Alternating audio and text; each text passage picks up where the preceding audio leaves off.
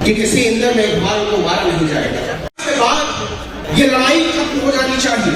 क्या हमने वो सब हासिल कर लिया है जो किसी भी चुनाव से हम हासिल करने की उम्मीद करते हैं? ये उम्मीद हमारे दिलों में नहीं है तो ये लड़ाई अभी बाकी है। और ये लड़ाई उस रोज तक चलेगी जिस रोज तक एक भी आदमी को, एक भी औरत को, एक भी बच्चे को मारा जा रहा है, सताया जा रहा है, दबाया जा रहा है। हम कास्ट सेंसस की बात करने बैठे हैं, हम सोचने बैठे हैं कि हमारा रास्ता क्या है। और आज के अखबार में खबर है कि एनसीईआरटी ने छठे क्लास की जो सामाजिक विज्ञान की किताब है उससे कास्ट को हटा दिया गया है। बाबा साहब डॉक्टर भीमराव अंबेडकर का जातीय उत्पीड़न हुआ है, ये अब छठी क्लास के बच्चे नहीं पढ़ेंगे, नहीं पढ़ाया जाए। तो क्या ये अचानक हुआ?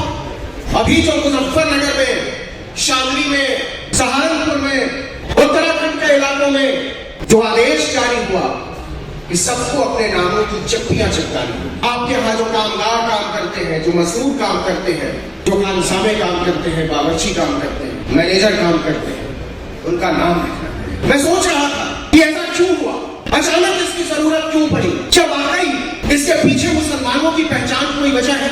यह सबसे बड़ी वजह है, क्योंकि मुसलमानों को तो ऐसे ही काट डाल रहे, ऐसे ही मार डाल रहे। इसके लिए मुसलमानों को पहचानने की जरूरत नहीं है, उनका नाम पूछने की जरूरत नहीं है। मुसलमानों ने इस मुल्क में कभी भी अपनी पहचान नहीं छुपाई, अपना नाम नहीं छुपाया, अपनी उपासना पद्धति नहीं छुपाई। तो फिर वो किसकी पहचान करना चाहते हैं? किसका नाम जानना चाहते हैं? किसका गोत्र जानना चाहते हैं? और मैं आपको चेतावनी देना चाहता हूं कि अगर आप सोच रहे हो कि मुसलमानों की पहचान के नाम पर जो लोग पीछे छुपे हुए हैं वो बचे रह जाएंगे, तो गलत सोच रहे हो। कल को वो दलितों से, पिछड़ों से, आदिवासियों से कहेंगे अपने माथे पर तुम्हें अपनी जात का नाम चिपकाना। ये पहचान क्यों पूछी जा रही है? क्यों पूछा जा रहा है? यह आपको अपना कौम बताना पड़ेगा, अपना नाम बताना पड़ेगा, अपना ईमान बताना पड़ेगा।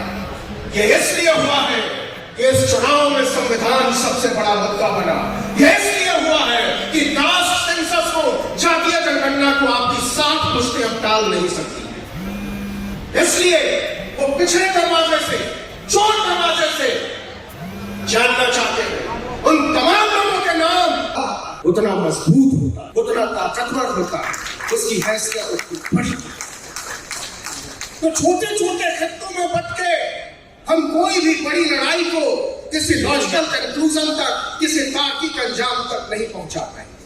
अगर हम सोचते हैं कि बाबा साहब को हम रख लेते हैं, सरदार पटेल को आप रख लो, संतराम बीए प्रजापति को वो रख ले, तो ये लड़ाई किसी मुकम्मल अंजाम तक पहुंचने वाली नहीं है मेरे दोस्त। इसलिए जरूरी है कि जरा अपनी खिड़कियां खोले, अपने दरवाजे खोले और उन सबसे ज्यादा अपनी नजर, अपना नजरिया, अपना दिल खोले। जरा सोच कर देखिए कि जिनको इस्लाम के नाम पर, मुसलमान के नाम पर जिनका शिकार किया जा रहा, वो कौन लोग? हमारी और आपकी तरह के लोग, हमारे और आपके बीच से आए हुए लोग हैं। कोई दर्जी का काम करता है, कोई मोची का काम करता है, कोई खेतों में पानी पटाने का काम करता है, कोई चूहा मारकर खाता है। उनको अपने साथ छोड़ने की जरूरत है। और मैं जो खतरा महसूस कर रहा हूँ, ये बात सच है कि ये चुनाव संविधान की तरफ मुड़ा, ये बात सच है कि ये चुनाव समता, न्याय, बराबरी, बंधुत्व की तरफ मुड़ा। लेकिन इस चुनाव में जो मैं खतरा देख पा रहा हूँ, उस खतरे से आपको वाकिफ कराना चाहिए। जिस तरीके से, क्योंकि हम रिप्रेजेंटेशन की बात करने के लिए बैठे, हम प्रतिनिधित्व की बात करने के लिए बैठे, तो आप गौर कीजिए जिस तरीके से उत्तर प्रदेश से, जिस तरीके से बिहार से, यहाँ तक कि पश्चिम बंगाल से, तमिलनाडु से मुसलमानों के प्रतिनिधित्व को मिटाने की कोशिश की गई है, ये बहुत खतरनाक संकेत है। अगर आपको किसी दंगाई का मुकाबला करने के लिए, अगर आपको हमको किसी फसादी का मुकाबला करने के लिए, अगर हमको आपको किसी संविधान विरोधी का मुकाबला करने के लिए संविधान का ही विरोध करना पड़ जाए, फसाद के पक्ष में खड़ा हो जाना पड़े, दंगाइयों के पक्ष में खड़ा हो जाना पड़े, तो फिर हम में और आप में कोई फर्क बचेगा। इसलिए जरूरी है कि हम उन मुद्दों की पहचान करें जिन मुद्दों के दम पर हम और आप एक हो सकते हैं। हम उन लोगों की पहचान करें जिनके साथ ये लड़ाई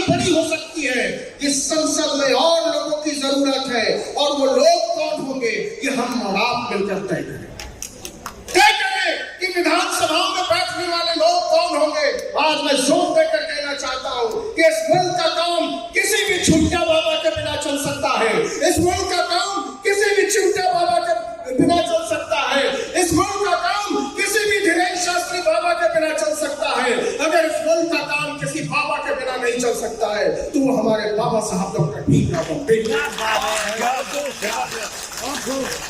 मैं आपको बताना चाहता हूं कि इस मुल्क से तमाम बाबाओं का नामो निशान मिटाने की जरूरत है। वो बाबा जो संविधान की शपथ लेकर हमारी छातियों को रौंद रहा है, वो बाबा जो हमारे मकानों को रौंद रहा है, वो बाबा जो हमारे सपनों को रौंद रहा है, उन बाबाओं को सबक सिखाने की जरूरत है। इस देश की संसद में, इस देश की विधानसभाओं में, इस देश की नगर पालिकाओं को बाबा मुक्त करना होगा, बाबाओं से आजादी दिलानी होगी, तब हम कर पाएंगे। तार्किकता के पक्ष में कोई लड़ाई तब हम कर पाएंगे, संविधान के पक्ष में कोई लड़ाई तब हम लड़ पाएंगे, समता, न्याय, बराबरी और बंधुत्व के पक्ष में लड़ाई।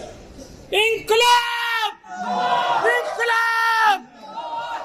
लड़ाइयां ऐसे नहीं लड़ी जाती।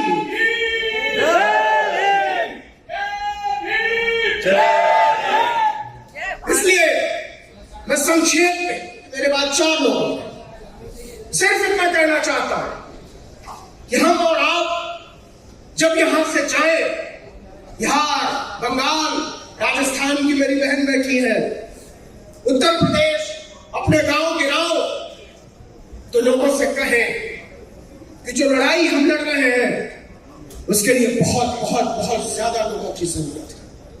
क्योंकि इस देश में, और इस देश में ही नहीं, पूरी दुनिया का इतिहास उठाकर पढ़ लीजिए, पूरी दुनिया में कभी भी सताए हुए लोगों का इतिहास नहीं लिखा गया। पूरी दुनिया में कभी कालों का इतिहास नहीं लिखा गया। पूरी दुनिया में कभी दलितों, पिछड़ों, आदिवासियों का इतिहास नहीं लिखा गया। पूरी दुनिया का इतिहास बर्बरताना शाहों का इतिहास है, आक्रमणकारियों का इतिहास है, लुटेरों का इतिहास है, विजेताओं का इतिहास है। लेकिन जिस दिन से हमने तय किया कि हम भी अपना इतिहास लिखेंगे, हम भी अपने पुरखों की गाथाएं लिखेंगे, उस दिन से हलचल तेज हुई। उस दिन से हमको और आपको सबक सिखाने की तैयारी हो रही है। और आप लिख लीजिए, केवल 24 घंटे पुरानी बात है कि इस देश के सरकारी कर्मचारियों पर आरएसएस में शामिल होने की जो पाबंदी थी, वो किस लिए उठाई गई है। ये कोई साधारण बात नहीं है, ये रातों रात नहीं है, ये संविधान के हमलावरों को अपने काम में जुट जाने की मुनादी है।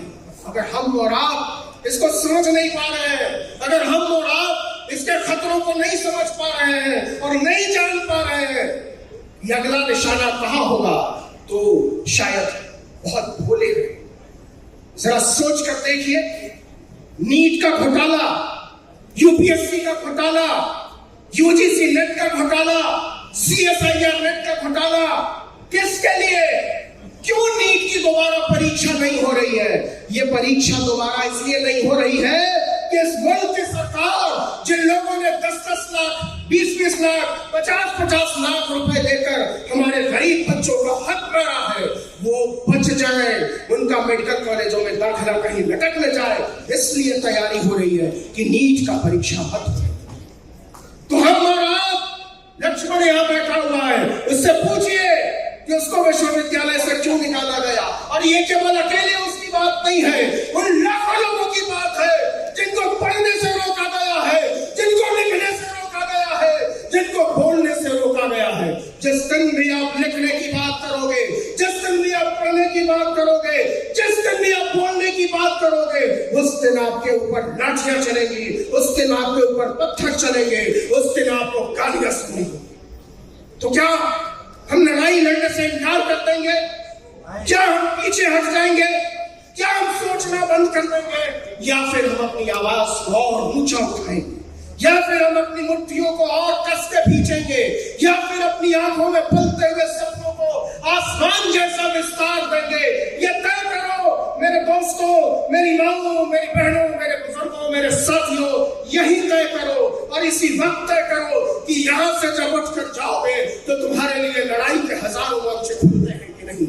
यही तय करो कि जब अपने दोस्तों से मिलोगे, जब अपने साथियों से मिलोगे, जब अपने रिश्तेदारों से मिलोगे, तो बताओगे कि नहीं कि हमने जो 2 रुपए, 4 रुपए, 10 रुपए, 20 रुपए देकर इस देश के नामी विश्वविद्यालयों में पढ़ाई कर ली, उन विश्वविद्यालयों पर ताला लटकाने की तैयारी क्यों बदनाम किया जा रहा है जेएनयू को, क्यों बंद किया जा रहा है जामिया यूनिवर्सिटी को, क्यों अलीगढ़ मुस्लिम यूनिवर्सिटी को बदनाम किया जा रहा है? इसलिए कि इन विश्वविद्यालयों में पढ़ने वाले गरीब, इन विश्वविद्यालयों में पढ़ने वाले दलित, पिछड़े, पसमानदा आपसे बराबरी के कुर्सी पर बैठकर बराबरी का हक न मांगने लगे। इसलिए इस देश के तमाम शानदार विश्वविद्यालयों पर ताला लगाने की एक लड़ाई जो मुकम्मल तौर पर लड़ी जानी चाहिए, वो सिर्फ मुकम्मल तौर पर लड़ी जा सकती है।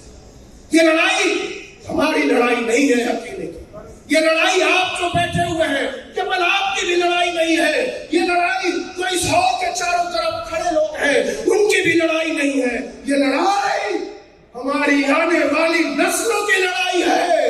ये लड़ाई हमको जीतनी पड़ेगी, अपने आप को मिटाकर भी जीतनी पड़ेगी।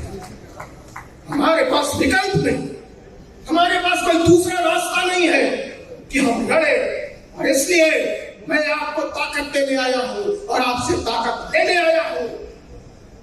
इस लड़ाई के तसव्वुर तय किए जाए, इन हौसलों की उड़ान तय की जाए, अपने सपनों का आसमान तय किया जाए और हम मिलजुल कर उन दंगाइयों को पहचाने जो असल में नाम तो दूसरे लोगों का लेते हैं लेकिन उनके निशाने पर एक बड़ा तबका है। इस देश में दलितों को, पिछड़ों को, आदिवासियों को, पसमानदा को किनारे करके जो राजनीति रचने की कोशिश की जा रही है, उस राजनीति को उखाड़ फेंकने की जिम्मेदारी आप में से हर एक की है। और इसलिए आखिर में मैं केवल इतना कहना चाहता हूं कि करा के दंगा, जला के बस्ती, करा के दंगा, जला के बस्ती, मुआवजा बांटता है जो अब, करा के दंगा, जला के बस्ती, मुआवजा बांटता है जो अब, उठो कि मिलजुल करके हमको है उसका खाना खराब। जय भीम, इंकलाब जिंदाबाद, जय संविधान, जय लोकतंत्र।